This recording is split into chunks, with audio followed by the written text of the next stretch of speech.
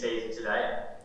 Yeah, I feel individually I've been a little bit up and down. I've had some good patches and some quieter patches. So ideally I'd look for a few more consistent games from myself. But I think it's sort of been pretty consistent with how the team's gone as well. We've had our patches where we've looked really good, and then they've had patches where we haven't played how we've wanted to and been beaten. So yeah, pretty up and down, but I think that's pretty consistent across the group at the moment. What do you feel has been behind those lapses within games, even on the weekends? Didn't keep going until midway through the third term. What do you think has been the reason for those lapses within games?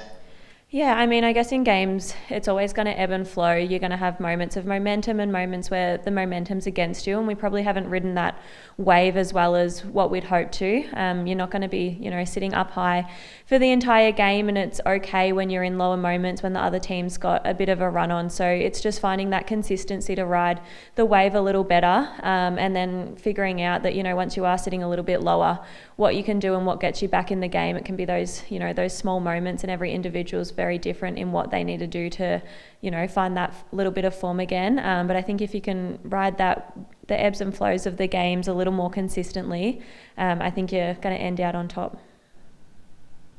14 tackles for you on the weekend. Was that a real focus in those wet conditions to get your hands dirty?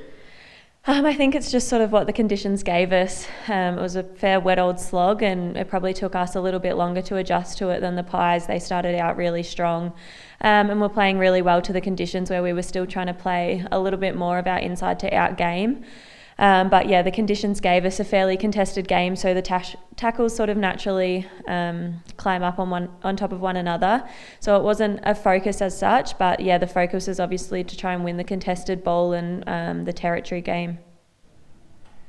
Obviously, two must-win games coming up for you guys with the top eight, the race to the top eight heading up. Do you feel any extra pressure, and do you guys embrace that sort of pressure, having to, you just have to win both those games?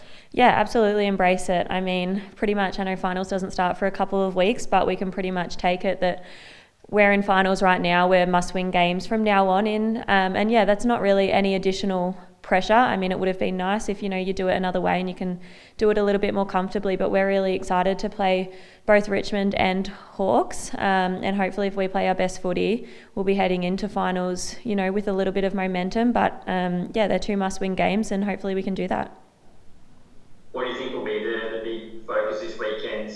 Will it be trying to address that consistency within games, or other areas to tackle the Tigers? Yeah, I think it's the consistency in games, and as I said, riding the ebbs and flows of a game. I think we know we've got everything that we need, and when we put it together, we can play really good footy and beat a lot of the good teams in the competition. So for us, it is playing how we want for those 4 quarters and riding the ebbs and flows of the game, and when momentum starts going the other way, wrestling it back, and whilst we've got the momentum, trying to make the most of it. So yeah, I think it's not changing too much. It's doing what we have been doing, but if we can do it consistently for 4 quarters, I think it puts us in a really good place. How have you seen the Cats midfield set up?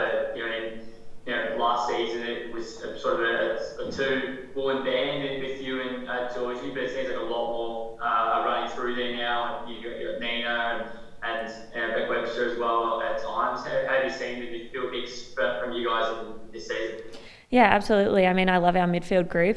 We've got so many different girls coming through it now, and I think that's been the next step of our growth as a team. We've become more dynamic. More of the girls can play dual positions, and it really opens up options on the weekend of what we can do and if we need to move the magnets around. So absolutely, I think our midfield's really progressing well. We're creating a really strong connection piece with both, our smaller mids and our tolls, with Ez and Darbs and Liv Fuller going through the ruck. So yeah, I think it's really exciting what we can bring, and I think there's a long future ahead of us as a group. Do you take any positives out of the weekend, and if so, what were they? What were the things that stood out from you guys, particularly in that second half?